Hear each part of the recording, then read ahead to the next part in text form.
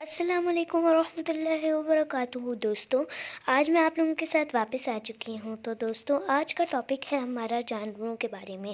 تو جیسا کہ آپ اس تصویر میں دیکھ سکتے ہیں کہ ایک بلی کیج میں اس کو قید کیا گیا ہے، اور فشز کو بھی ایک جار میں پانی کے قید کیا ہوا ہے۔ تو اکثر میں نے دیکھا ہے کہ لوگ جو ہیں اسی طرح کی جو جارز ہوتے ہیں ان میں پانی بھر کر اپنے آفیسز کو سجانے کے لیے فشز کو قید کرتے ہیں، اپنے گھروں کو سجانے کے لیے اور اپنے ہاسپٹلس کو سجانے کے لیے، کافی جگہوں کو سجانے کے لیے، جیسے کہ اسکول کو سجانے کے لیے، اس طرح لوگ ان چیزوں کو استعمال کرتے ہیں۔ تو آج میں آپ لوگوں کو بلی کی بھی مثال دوں گی اور انسان کی بھی مثال دوں گی۔ تو اس ویڈیو کو آخر تک دیکھیے گا اور کمنٹ میں ضرور بتائیے گا کیسی لگی آپ کو یہ ویڈیو۔ سب سے پہلے تو میں آپ کو بلی کی مثال دے دیتی ہوں۔ تو شاید آپ لوگوں نے یہ واقعہ سنا ہو یا نہ سنا ہو، تو جن لوگوں نے نہیں سنا ہے وہ یہ سن لیں واقعہ۔ ایک دفعہ ایک عورت تھی، اس نے جو ہے بلی کو رکھا تھا ایک کیج میں بند کر کے، ایک پنجرے میں بند کر کے رکھا ہوا تھا۔ نہ اسے کھلا چھوڑتی تھی تاکہ وہ جا کے اپنا شکار کرے اور کچھ کھا پی لے، اور نہ ہی اسے کھانے پینے کے لیے کچھ دیتی تھی۔ وہ بلی وہیں بھوکی پیاسی میں پڑی پڑی مر گئی، اور جب اس عورت کو سزا دینے کے لیے جہنم میں ڈالا گیا تو اتنی بری سزا دی گئی اسے کہ میں بیان نہیں کر سکتی۔ آگے جا کے اس کا آگے والا پارٹ آپ یوٹیوب پہ بھی سرچ کر سکتے ہیں۔ مثال ہے ایک انسان کی۔ اب میں انسان کی مثال دوں تو میں ان لوگوں کی مثال دینا چاہتی ہوں جو کہ اس کا استعمال کرتے ہیں اپنے گھروں کو سجانے کے لیے، اسکولوں کو سجانے کے لیے، اور ہاسپٹلس کو سجانے کے لیے، دفتروں کو سجانے کے لیے۔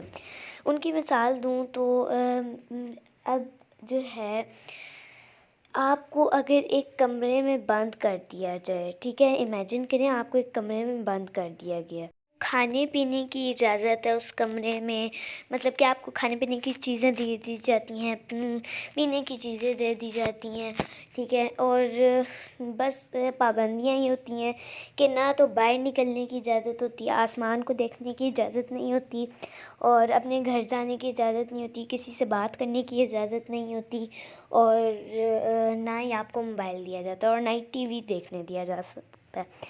تو آپ کو نا چھوٹی سی عمر میں قید کر دیا جاتا ہے ادھر۔ تو جب آپ صحیح قسم کے بوڑھے ہو جاتے ہیں، جب آپ کی زندگی کا کوئی جو ہے نا آپ کی زندگی کا رہتا ہی نہیں، کوئی پتہ ہی نہیں رہتا کہ کب فوت ہو جانا ہے، کب نہیں فوت ہونا، تب آپ کو باہر نکالتے ہیں اور تب آپ کو سورج دکھاتے ہیں، تب آپ کو دوسروں سے بات کرنے کی اجازت دی جاتی ہے۔ تو اس وقت آپ کیا اپنے دل میں یہ نہیں سوچیں گے کہ اب کیا فائدہ، اب جب ہماری زندگی کا کوئی مقصد ہی نہیں رہا تو ہمیں سورج دیکھنے کا کیا فائدہ، یا آسمان کی خوبصورتی دیکھنے کا کیا فائدہ، یہ درختوں کی خوبصورتی دیکھنے کا کیا فائدہ، یہ جو بہار کی خوبصورتی ہوتی ہے، خزاں کی خوبصورتی ہوتی ہے، سردی کی خوبصورتی، گرمی کی خوبصورتی دیکھنے کا کیا فائدہ جب ہماری زندگی کا پتہ ہی نہیں ہے کہ کب فوت ہو جانا ہے، کب نہیں فوت ہونا۔ تو اسی طرح آپ جاندار ہیں، تو آپ کو جب یہ فیل ہوگا، کیا وہ جاندار نہیں؟ آپ لوگ یہ تو نہیں کہہ سکتے کہ وہ جاندار نہیں ہے، آپ لوگ جاندار ہیں۔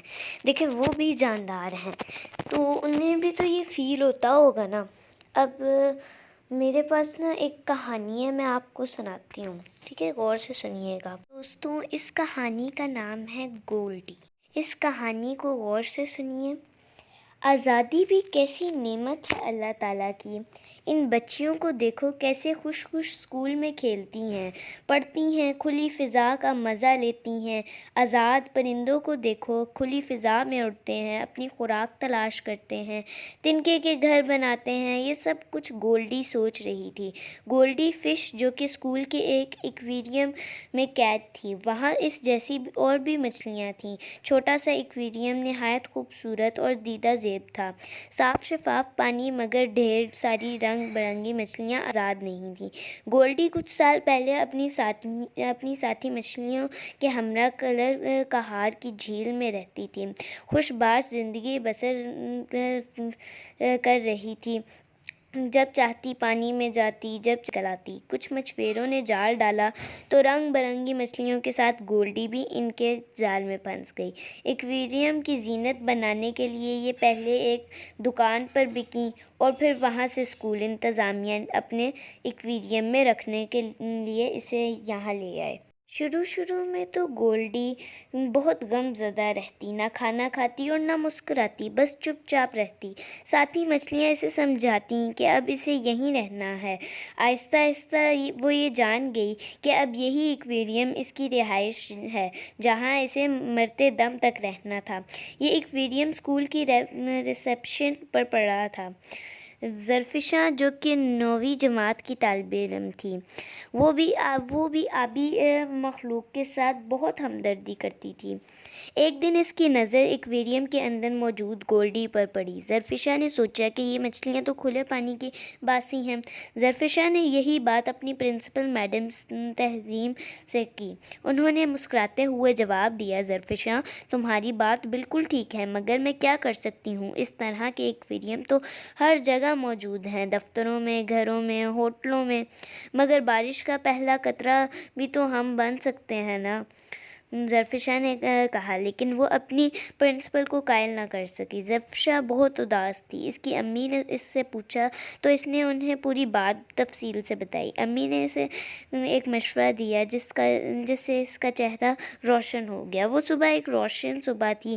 معمول کے مطابق گولڈی ایکویریم میں اداس تھی۔ وہ آج یہ سوچ رہی تھی کہ اگر ہمیں آزادی نہیں دینی تھی تو اللہ نے ہمیں پیدا ہی کیوں کیا؟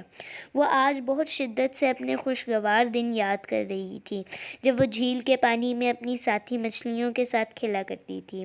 اچانک اسے کچھ آدمیوں کا عملہ ایکویریم کی طرف آتا دکھائی دیا۔ وہ سہم گئی۔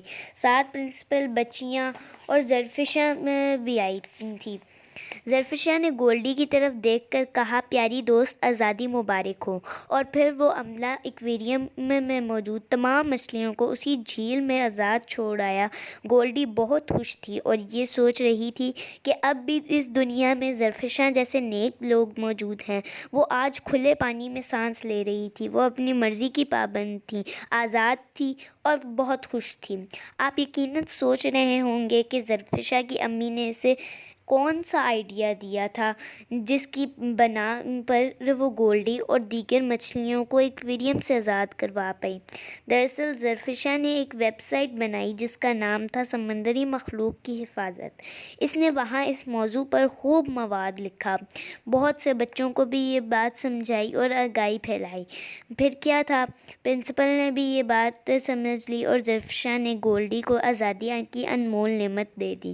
پیارے بچوں، یہ تو صرف ایک مثال تھی گولڈی کی، مگر اس دنیا میں نہ جانے کتنے ایکویریم ہیں جہاں ہزاروں لاکھوں مچھلیاں قید ہیں، ہر جگہ پر ہیں، گھروں میں، دفاتر میں، ہوٹلوں میں، ریسٹورنٹ میں، صرف اس لیے کہ اس جگہ کو خوبصورت بنایا جا سکے اور ماحول خوشگوار ہو۔ مگر کیا ہم اپنی خوشی کے لیے ان معصوم مچھلیوں پر ظلم نہیں کر رہے؟ اگر ایک انسان کو ایک شاندار، خوبصورت، سجے ہوئے کمرے میں قید کر دیا جائے تو وہاں نعمت اور آسائش تو ہوگی، مگر آزادی جیسی انمول نعمت نہیں ہوگی۔ اسی لیے ہمیں ان جیسی خوبصورت آبی مخلوق کو ایکویریم میں بند نہیں کرنا چاہیے۔ مچھلی جل کی رانی ہے، جیون اس کا پانی ہے، ہاتھ لگاؤ تو ڈر جائے گی، باہر نکالو گے تو مر جائے گی، پانی میں ڈالو گی تو تیر جائے گی۔ تو یہ واقعی ایک مثال تھی جو کہ میں نے آپ کو کہانی کی صورت میں سنائی۔ تو دوستوں، آپ لوگ بھی میری مدد کریں اور ان مچھلیوں کو ان کا گھر واپس، ان کا آزادی واپس کرنے میں مدد کریں، اور کمنٹ میں ضرور بتائیں جن لوگوں کو میری مدد کرنی ہو۔ امید کے ساتھ یہ کہہ سکتی ہوں کہ انشاءاللہ پاکستان میں سے آدھے سے زیادہ لوگ میری مدد ضرور کریں گے ان مچھلیوں اور باقی آبی جانوروں کو آزاد کروانے میں، ویب سائٹ بنانے میں۔ اس ویڈیو میں بچوں کو ان کے ماں باپ کو ایک مشورہ دوں گی۔ آپ لوگ بچوں کو موبائل دینے سے زیادہ انہیں رسالے دینے پہ توجہ دیں۔ موبائل مت دیں۔ موبائل تو بہت بری چیز ہے بچوں کے لیے۔ آپ انہیں رسالے دیں۔ یہ کہانی بھی میں نے رسالے سے ہی سنائی ہے۔ تو آپ اپنے بچوں کو رسالے لا کے دیں جس میں بہت مورل والی سٹوریز ہیں، تو آپ انہیں لا کے دیں گے۔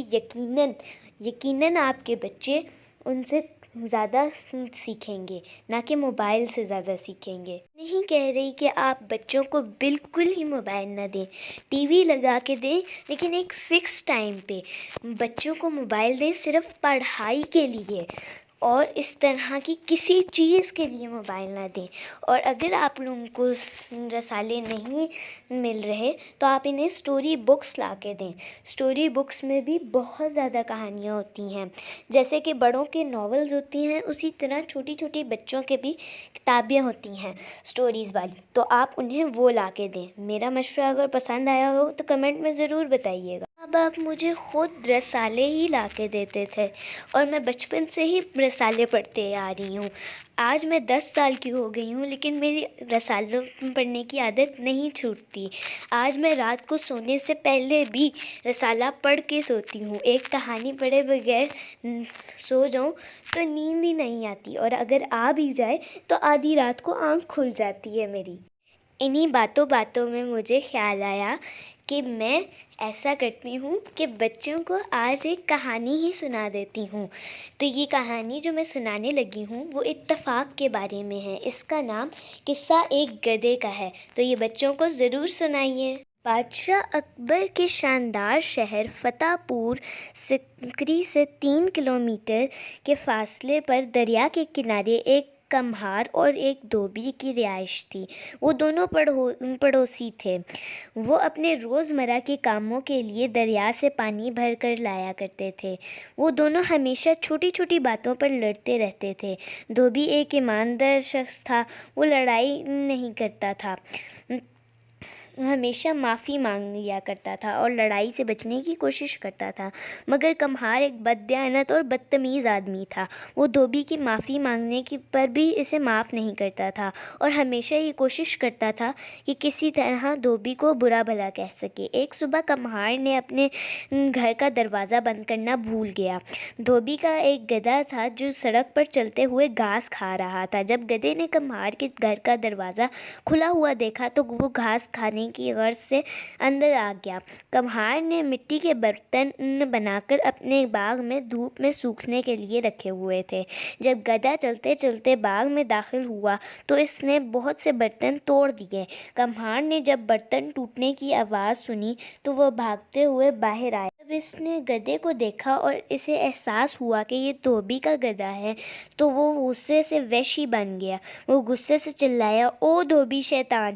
آج میں تمہیں اور تمہارے گدھے کو مار ڈالوں گا۔" یہ کہہ کر اس نے موٹا سا ڈنڈا اٹھایا اور سختی سے گدھے کو مارنا شروع کر دیا۔ لاچار گدھے نے زور زور سے چلانا شروع کر دیا اور اس نے دروازے سے باہر بھاگنے کی کوشش کی، مگر کمہار نے جلدی سے دروازہ بند کر دیا اور گدھے کو مارتا رہا۔